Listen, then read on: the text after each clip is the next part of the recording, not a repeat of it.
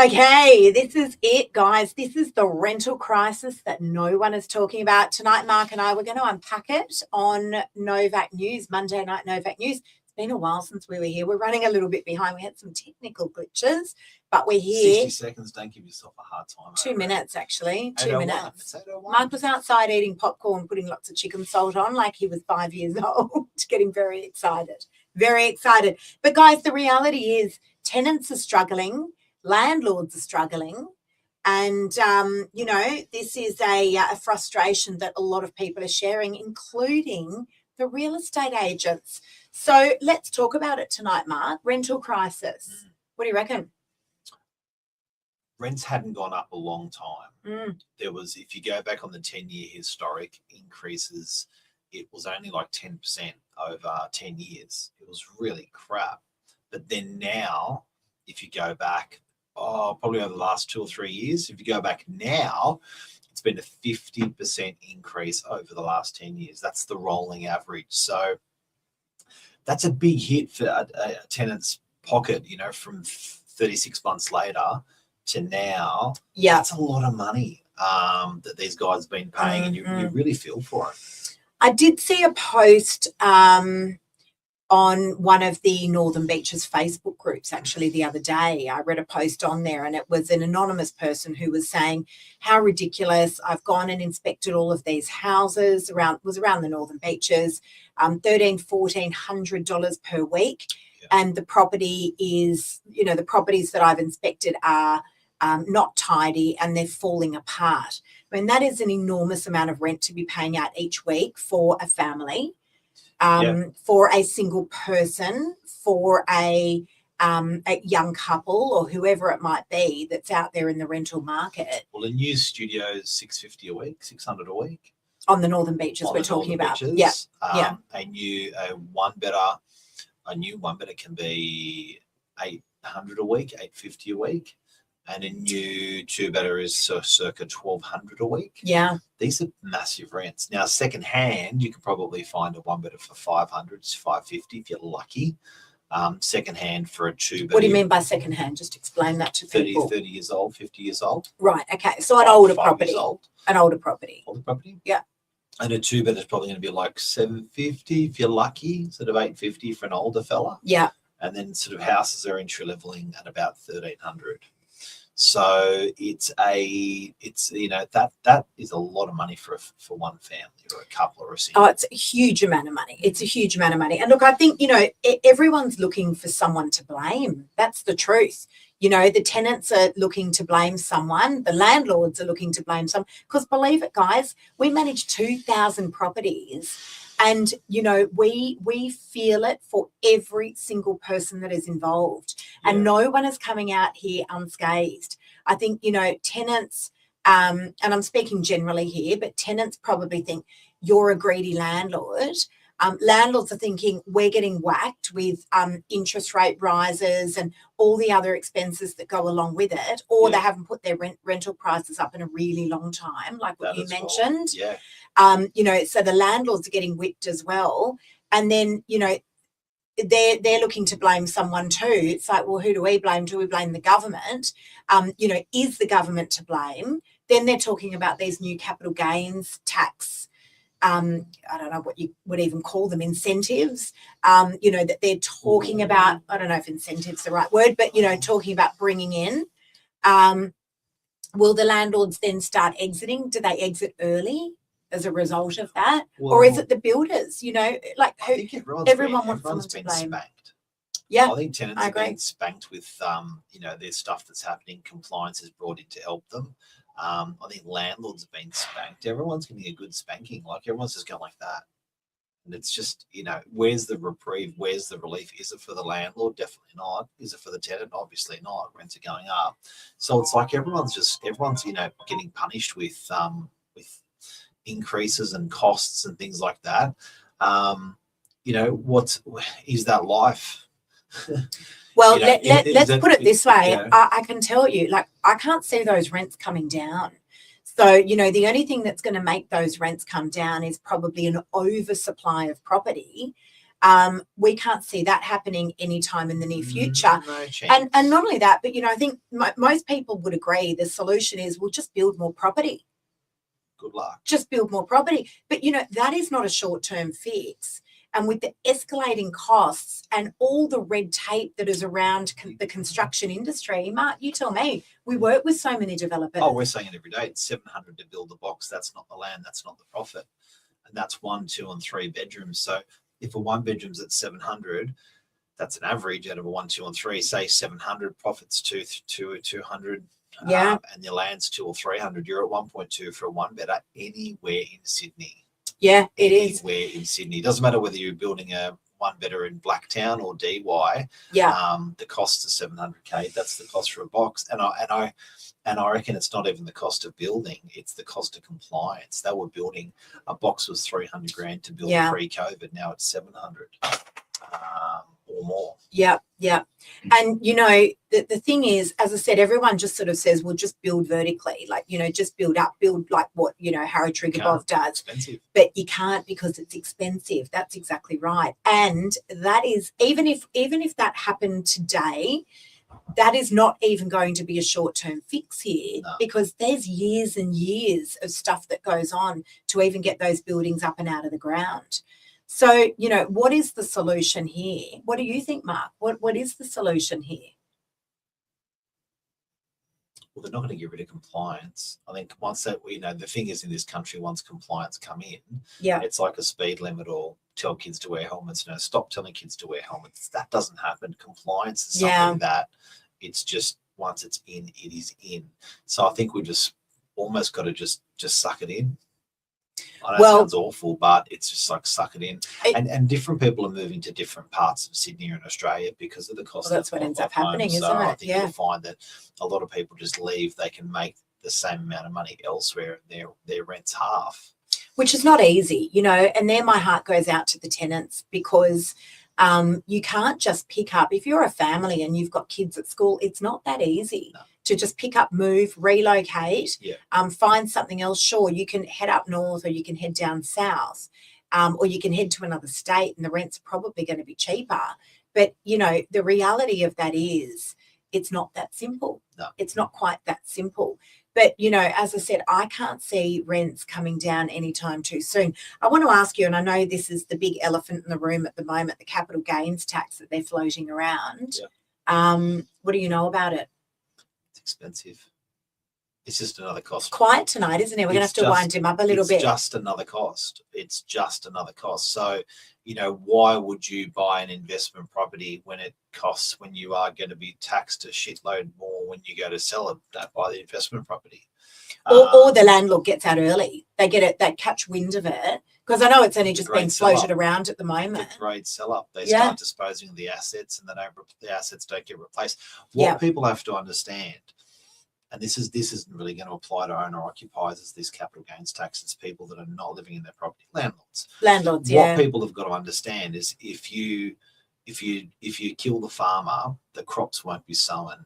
So when people are like, "Oh, we're going to get the money from the landlord. We're going to get the money from the landlord.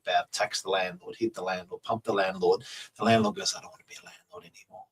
I don't want to be a farmer anymore. I don't want to supply crops. I don't want to supply rental properties." Yeah. So rental properties leave the market in the droves. But you may not know there's a big thing in the market that's forging ahead, which is called build to rent, where these corporates are building buildings of 500 or 1,000 or 1,500 in one building to rent, almost like the American, the American model ghetto of the 60s or 70s.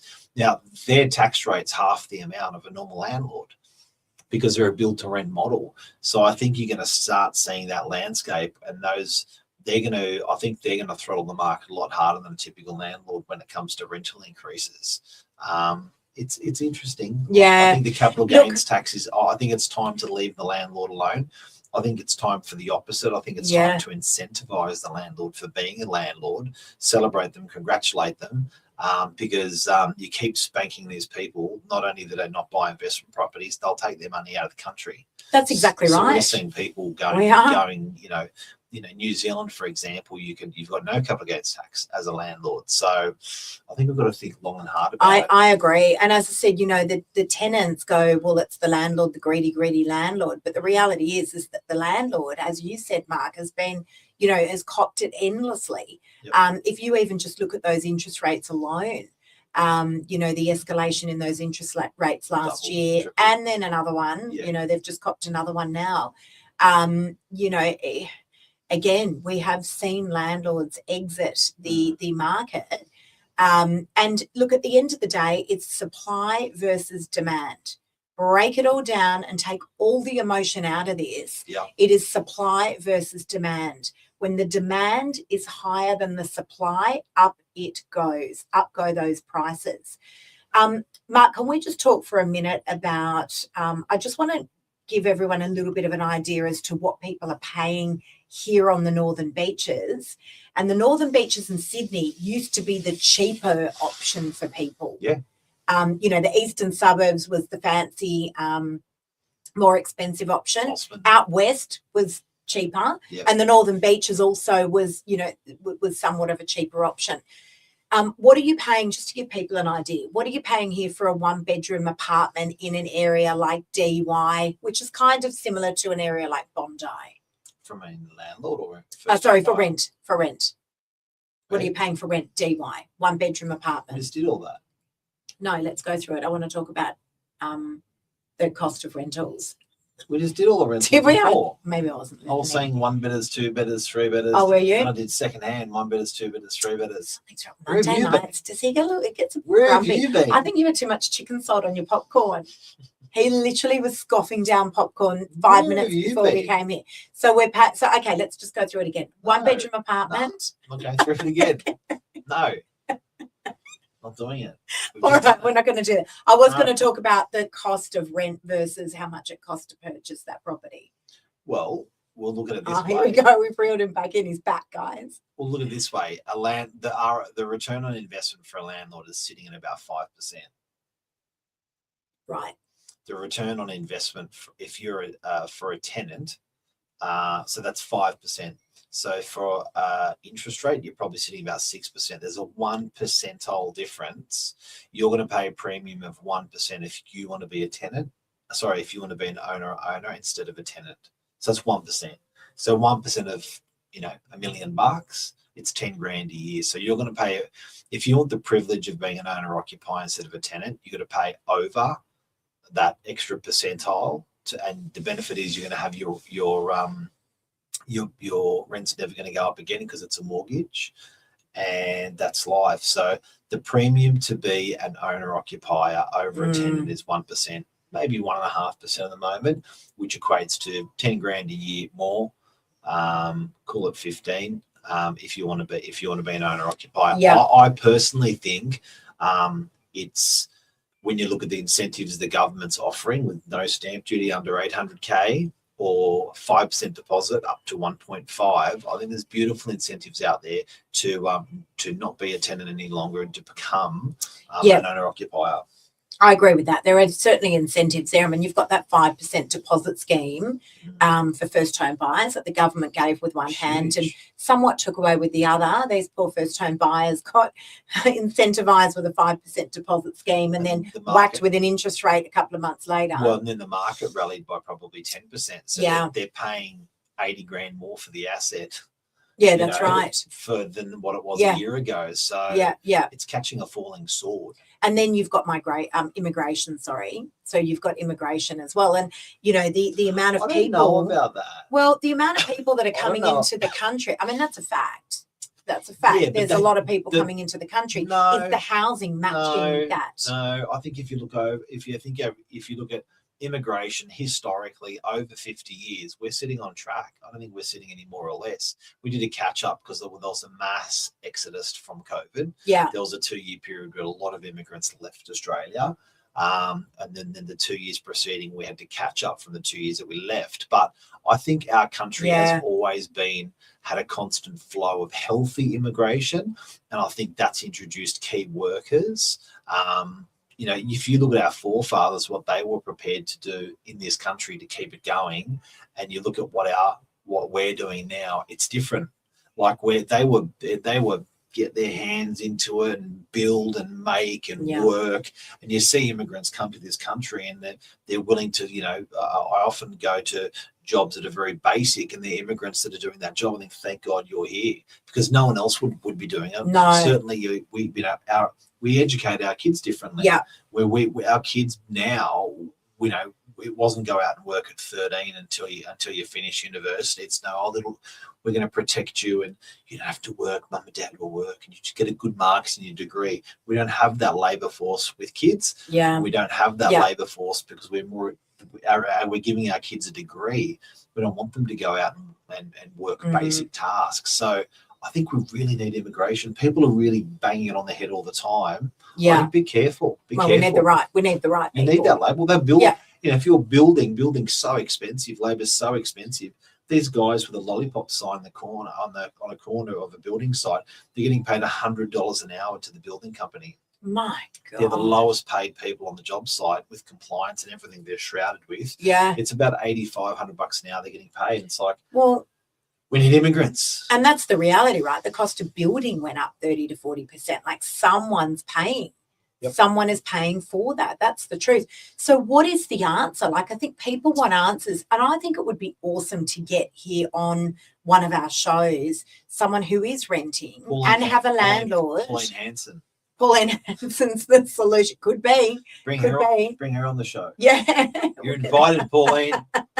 Just call us. Just call us. But, people do want answers. That's the reality, because people are hurting. They are hurting. We hear it from both sides. We hear it from the tenant side, and we do hear it from the landlord side as well. A lot of people don't realise we manage 2,000 properties. We have one of the largest rent rolls in New South Wales. We see a lot. We're exposed to a lot, and we hear lots and lots of stories. We really do. There were times through our business when we barely saw rents increase at all for these 1 and 2 bedroom apartments. And then particularly over the last 5 years, do you reckon we've really seen those rents come up? Probably 3. Yeah, maybe 3 years actually, probably post-COVID, I'd say. We've really seen those rents come up, but nothing much actually happened with the rental market prior to that. I was going to bring up a graph, but you'll probably get I'm surprised you don't have it tattooed on your arm. If I bring up a graph, you'll probably, showing you what rents have done the last 10 years. You can bring it up. I don't mind. Will you bring it up for the bring it up for the people? Bring it up for the people. But guys, I think it would be nice to hear from you what your thoughts are. You're the people. You're the community. What are you feeling out there? And not only that, but our property managers, they can be getting 20 to 30 applications coming through on a particular property. 20 to 30 applications. Like, again, I feel for the tenants when you're standing in those lines thinking there is no way in hell I'm ever going to be able to get this property. Can I give you a little tip on that as well?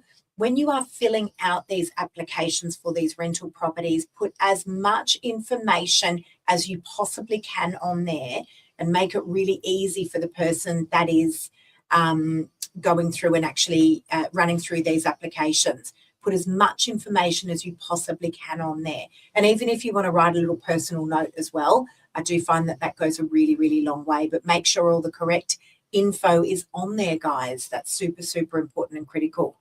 What have you got, Mark? You want to see a fat graph? I'm not going to say no. Explain that graph. What have we got there? Okay, so the top of the graph. Look how much that's growing. What's the graph Can of? you see it? I think you can see it. It's a little bit blurry. It's blurry. It's just the lights that on it. Yeah.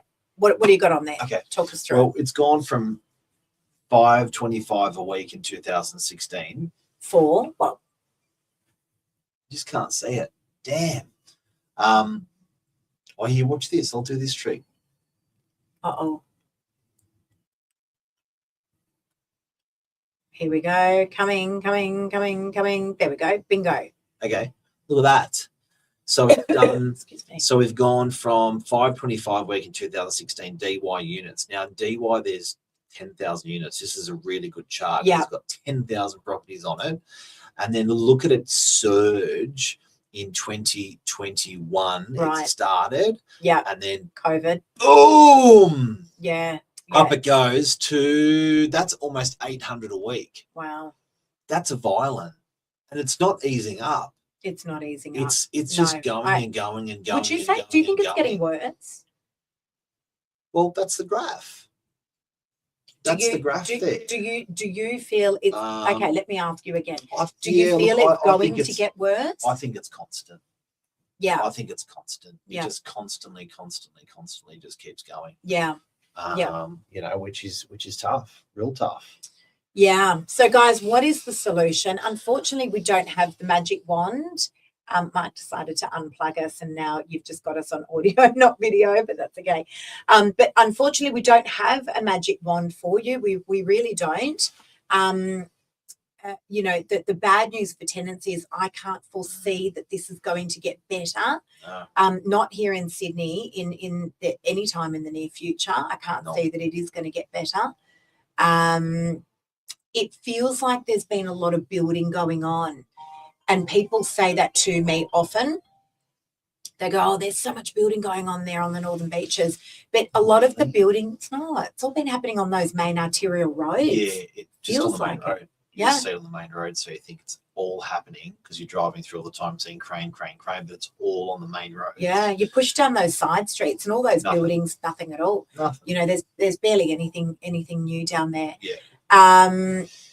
To the landlords, I think the only thing here that eases the pain is the fact that you have got so many tenants there, and that the rents have gone up. I think that's the only easing of the pain for the landlord. What do you think, Mark?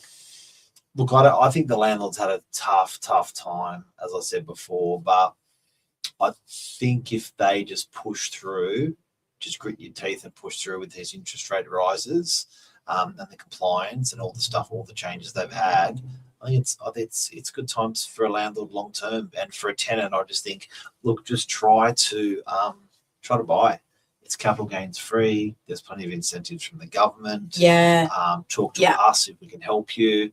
You know, we know. I think, look, having being a tenant is actually, and putting your money in the stock market is more profitable than being an owner occupier.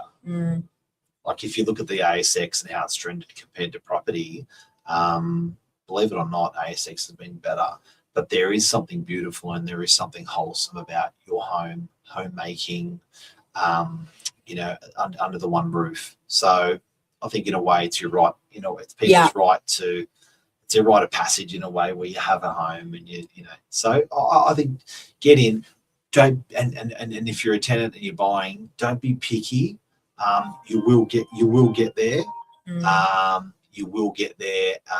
Grow with your investments. So go from a 1 bedroom to a 2 bedroom, a 2 bedroom to a 3 bedroom. Keep going. Yeah. I agree. And not only that, but if the government keeps making things hard for people, if the government continues to just put the clamps on these landlords, who do they think is going to house all these people? Not just the landlords, actually, on the developers, on the builders. If the government keeps making things so hard, who is going to house all these people? But what hasn't got expensive? Well, that's right. You look at the look at groceries. What has not got expensive? I know we're picking the eyes out. Yeah, but housing's the big cost, Mark. Sure. You know, that's the big cost. Put housing aside. I don't think there's one. Or probably fuel. And it's critical. Probably fuel is the only thing I've seen become less. But everything else out there, since COVID, has been bloody expensive. Oh, yeah. Just everything. Has anyone seen how much red capsicums cost? Seriously. I was doing Harris Farm shopping yesterday and I was like, why does a red capsicum one cost $7? What about green one? Ridiculous.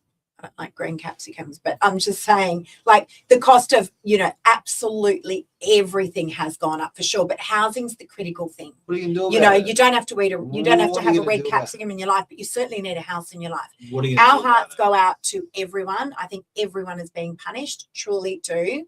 Yep. And, you know, I think it's pointing the finger at the government. The government need to do better here. Yep. They need to do better. Yep. Anyway, there we go, guys. Hopefully there's some information in there that has somewhat helped you. If we can help or offer advice, always feel free to reach out to us, guys. Thank you so much. Have a wonderful night. Thanks, Mr. Novak. Thanks, Lisa Novak. You did a beautiful job today. Thank you so much. Bye, guys. See you guys.